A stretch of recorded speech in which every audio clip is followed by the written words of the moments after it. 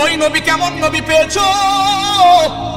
সেই নবীর রূহটাকে কবজ করার জন্য আল্লাহ আজরাইলকে পাঠাইলেন আর বললেন, নবী যদি অনুমতি দেয় তাহলে কবজ করবা, নবী যদি অনুমতি না দেয় তাহলে কবজ করতে পারবা না। আজরাইল নবীর কাছে আসলেন, আয়েশা বললেন, হ্যাঁ নবী আমার, আল্লাহ পাঠিয়েছেন, যদি অনুমতি দেন রূহটাকে কবজ করে আমি নিয়ে যাব, যদি অনুমতি না দেন আমি কবজ করব না। নবী আমার বলেন, অনুমতি দিব না, আল্লাহর কাছে আমার একটা কথা বাকি রইল, হে আজরাইল, আইনা আখি জিবরাইল, আমার ভাই জিবরাইল কই, তুমি আমারে জানায়া দাও। যখন আজরাইলকে বলা হলো, আজরাইল বলে, জিবরাইল ফিস সামাইল উলা, প্রথম আসমানের মধ্যে জিবরাইল বলে, যাও যাও ওই জিবরাইলকে যা খবর দাও আমার কাছে আসতে বলো, আমি জিবরাইলের কাছে একটা কথা বলবো, এটা রবের কাছে নিয়ে আসে পৌঁছায়া দিবে। আজরাইল জিবরাইলের কাছে চলে গেলেন। এবার জিবরাইল যখন রহমাতুল লিল আলামিনের দরবারে চলে আসলেন, নবী চোখের পানি ফালাইয়া কাঁদে। এই দেখে জিবরাইল চোখের পানি ফালাইয়া যখন কাঁদে, নবী আমার ডেকে বলে, হে ভাই জিবরাইল, তুমি কেন চোখের পানি ফালাইয়া কান্না করো বুঝলাম না।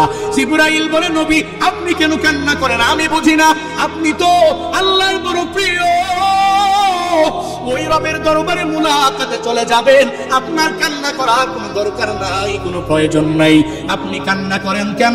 যখন জিবরাইল নবীকে জানায়া দেয়, নবী আপনার তো কান্না করার কোনো প্রয়োজনই নাই, ওই রবের মুলাকাতে যাবেন, ওই রবের সাক্ষাতে আপনি চলে যাবেন, তাহলে কান্না তো আপনার দ্বারা মানায় না গো নবী আমার। যখন নবীকে এই কথা বললেন, নবী বললেন, আমি কেন কান্দি পরে বলবো।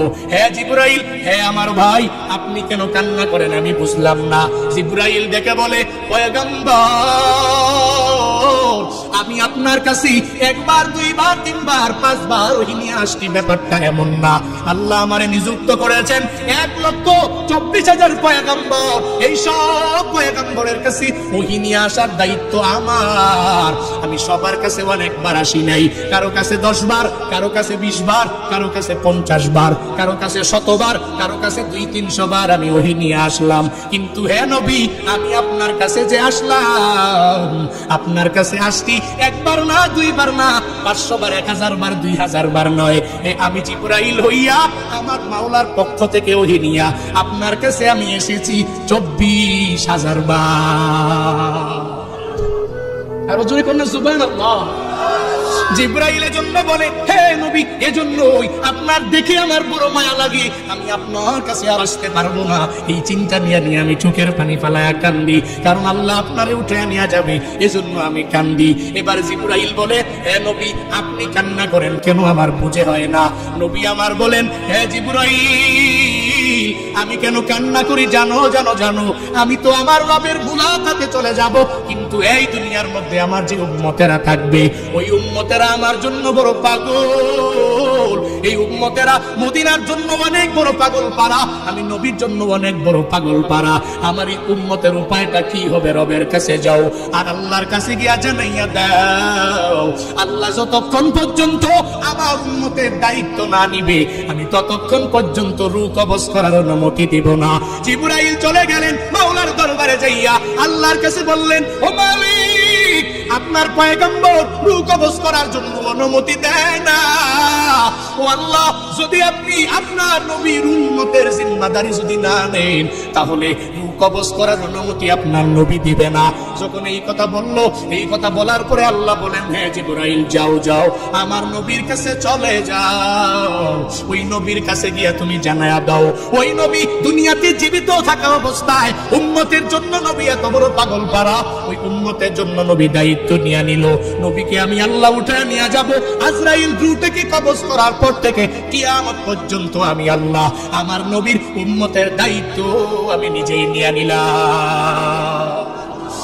ইমামুল আউয়ালিন ওয়াল আখিরিন, বহরে সাদকা রহমাতাল লিল আলামিন, শুধু ওজুদাস রহমাতাল লিল আলামিন, মসজিদে ও শুধু হামারু এ জমিন, সাইয়্যিদুল কাউন আউয়ালি।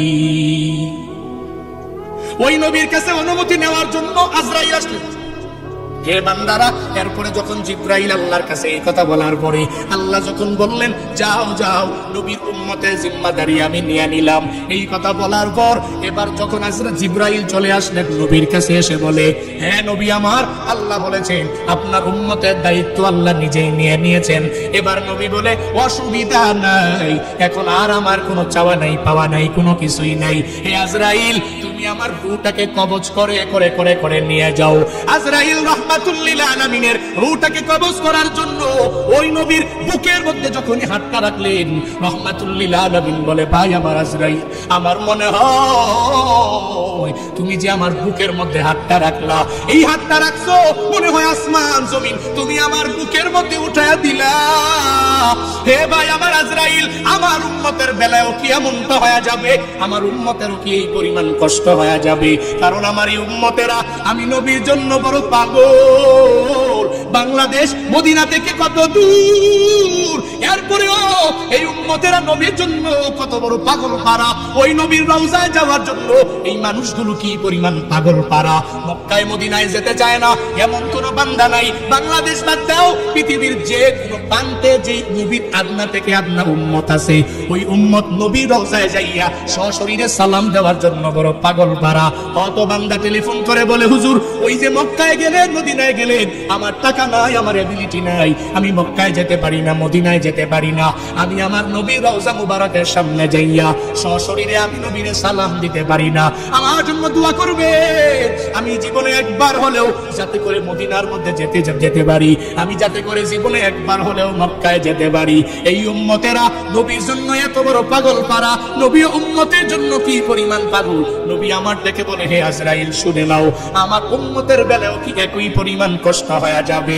আজরাইল বলে, নবী না না না, আপনার উম্মতেরা যদি আপনার সুন্নতের উপরে আমল করে করে যদি দুনিয়ার মধ্যে চলতে পারে, আপনার রবের আদেশ মানিয়া মানিয়া যদি চলতে পারে, ওই রবের ক্ষমা নিয়ে যদি সামনে আগাইয়া যেতে পারে, তাহলে শুনেন নবী আমার, এদের জানটাকে এদের রূহটাকে কবজ করার সময় তারা উপলব্ধিও করতে পারবে না, তারা টেরও পাবে না। ছোট্ট বাচ্চা মায়ের কোলের মধ্যে যেরকম ভাবে দুধ পান করে, ওই ছোট্ট বাচ্চার কোনো টেনশন নাই, কোনো চিন্তা নাই, ঠিক একই রকম ভাবে দুনিয়াতে যেই বান্দা মুমিনে কামেল হয়ে যাবে, নবী আপনার খাঁটি উম্মত হয়ে যাবে, এরকম কষ্ট হবে না, সুখে শান্তিতে এদের রূহটাকে কবজ করা হবে।